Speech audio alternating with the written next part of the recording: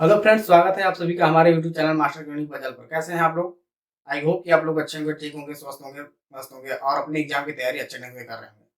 So friends, आज के class में हम बात करने वाले हैं लीनियर डिफरेंशियल इक्वेशन के बारे में, मतलब प्रथम कोटि के अवकल समीकरण के बारे में बात करेंगे। तो यहाँ पर हम आपको बता दें कि पूरे टॉपिक को हम कवर नहीं करने वाले हैं।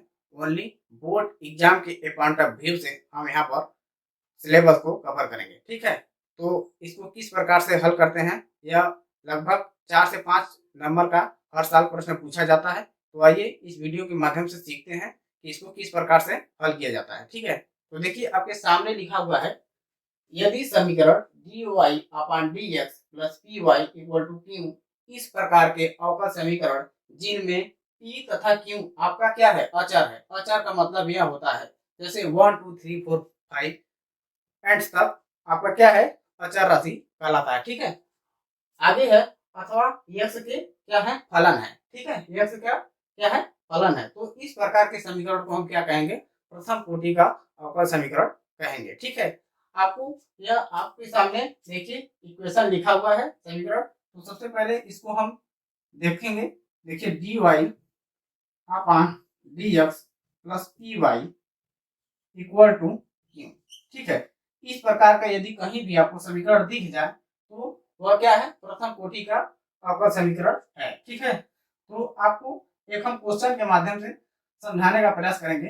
मान लीजिए आपके सामने क्वेश्चन लिखा हुआ है dy upon dx plus 2p और यहाँ पर y उसके बाद इक्वल टू e के पावर x, ठीक है। अब देखिए क्या करेंगे, इस समीकरण को इस समीकरण में क्या करेंगे, कंपेयर करेंगे। इस समीकरण से क्या करेंगे, कंपेयर करेंगे, ठीक है। तो देखिए यहाँ पर p का मान सबसे पहले हम क्या करेंगे, p तथा q का मान को हम फाइंड आउट करेंगे, ठीक है। यहाँ पर हम p तथा q के मान को क्या करेंगे, फाइंड आउट करेंगे। उसके बाद हम क्या करेंगे, इंटीग्रेटिंग फैक्टर हम निकालेंगे, ठीक है। तो देखिए सबसे पहले यहाँ पर हम मान निकाल लेते हैं। तो देखिए p का मान कितना है, देखिए p इक्वल टू आपका क्या है, 2 है और q इक्वल टू क्या है आपका, e के पावर x है। तो हम सबसे पहले इसको लिख लेते हैं।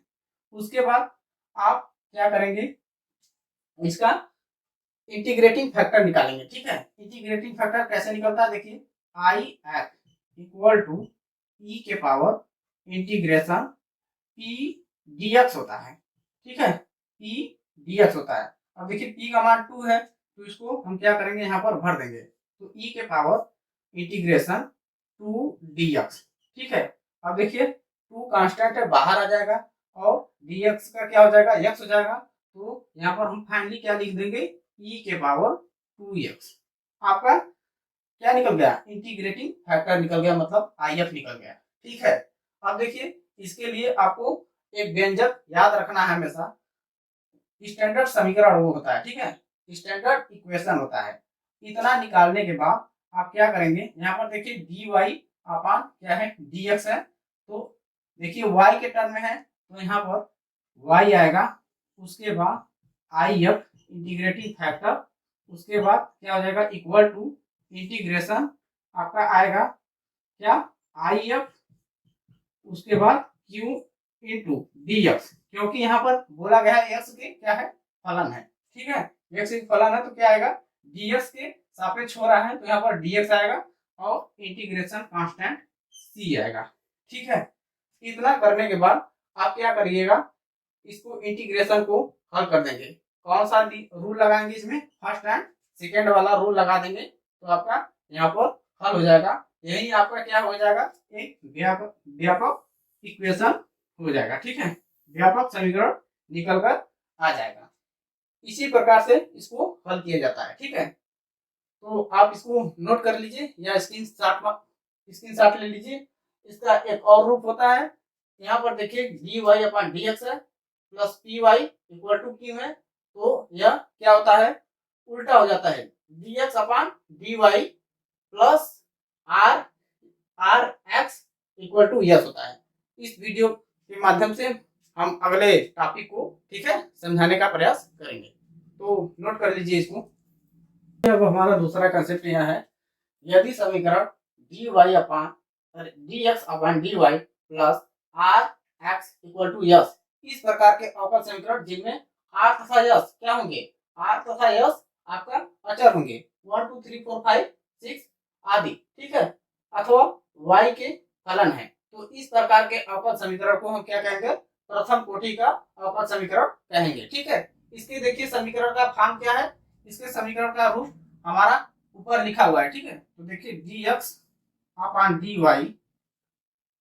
Plus R X equal to S है, ठीक है। अब देखिए इस इक्वेशन के माध्यम से एक हम क्वेश्चन लेंगे, तो देखिए आपके सामने हम लिख दे रहे हैं dx upon dy plus R के स्थान पे हम ले लेते हैं 3x और यहाँ पर ले लेते हैं आपके 2x, ठीक है, यहाँ पर ले लेंगे 2x।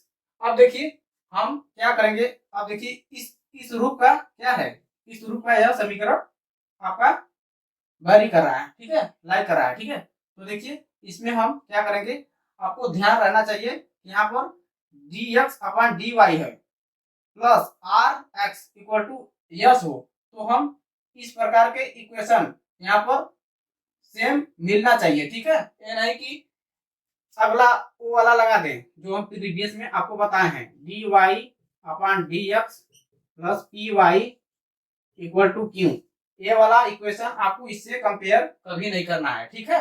ये आपका यक्स का क्या है, यक्स के सापेक्ष में हो रहा है, ये आपका वाई के सापेक्ष में हो रहा है, ठीक है। तो आप इसी से आप कंपेयर कर सकते हैं, ठीक है। तो देखिए क्या होगा आपका, अब देखिए आर का मान कितना निकल के आएगा, यहाँ से इसको कंपेयर करेंगे तो देखिए आपका क्या है, आर का मान 3 है, ठीक है। तो आर इक्वल टू क्या लिखेंगे 3 और यस इक्वल टू देखिए क्या है, यस इक्वल टू आपका क्या है 2 आपका क्या है, यहाँ पर y लिख लीजिए, ठीक है, क्योंकि y का फंक्शन है, ठीक, तो यहाँ पर y होगा, ठीक, यस इक्वल टू क्योंकि y के सापेक्ष हो रहा है, ठीक है, तो यहाँ पर y होगा, ठीक है। अब देखिए यहाँ पर क्या हो जाएगा आपका r और s का मान निकल जाएंगे, ठीक है।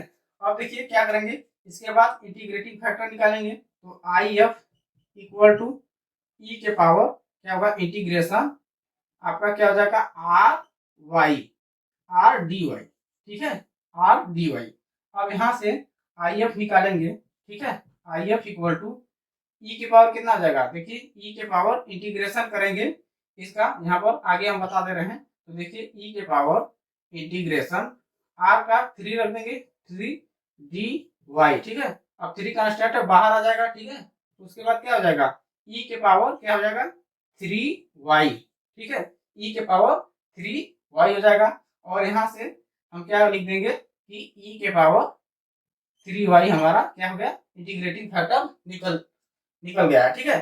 अब देखिए हमारा यस का वैल्यू क्या है 2y है, तो यहाँ पर हम आपको बता दे रहे हैं कि देखिए क्या होगा, इसका जनरल इक्वेशन मतलब जनरल समीकरण इसका क्या होगा।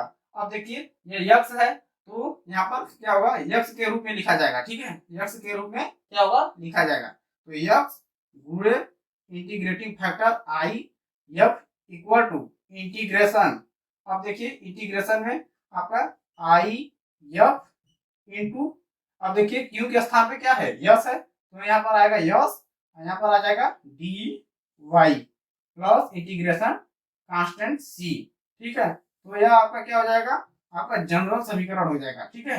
इतना करने के बाद आप क्या करेंगे, इंटीग्रेशन का फर्स्ट एंड सेकेंड रूल लगाकर क्या कर देंगे, इसको यदि हल कर देंगे तो आपका यह समीकरण निकल जाएगा, ठीक है, यहाँ आपका फाइनल समीकरण निकल कर आ जाएगा।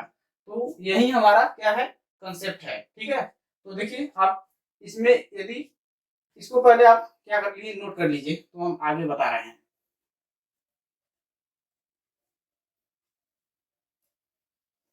अब देखिए इसको मिटा दे रहे हैं, यहाँ पर हम मान को भर के बता दे रहे हैं कैसे होगा, ठीक है। अब देखिए यक्स है, आई एफ आप कितना निकाले हैं, आई एफ आप ई के पावर वाई निकाले हैं, ठीक, तो देखिए यक्स इंटू ई के power 3y equal to integration अब देखिए आई ऑफ आपका कितना है, e के पावर 3y, और यहाँ पर देखिए यस कितना है, into 2y dy plus c। ठीक है, यही आपका क्या हो जाएगा, समीकरण होगा। अब इसमें फर्स्ट एंड सेकेंड रूल लगाकर हल कर लेंगे। ठीक है, तो यही आपका था। तो आशा करते हैं कि यह वीडियो आपको जरूर समझ में आ गया होगा। यदि वीडियो अच्छा लगे तो वीडियो को लाइक करिए, और चैनल पर नए हैं तो चैनल को सब्सक्राइब करना ना भूलिए, जिससे सभी वीडियो का नोटिफिकेशन आप तक मिलता रहे। जय हिंद दोस्तों, तैयारी करते रहिए अच्छे ढंग से। ठीक है।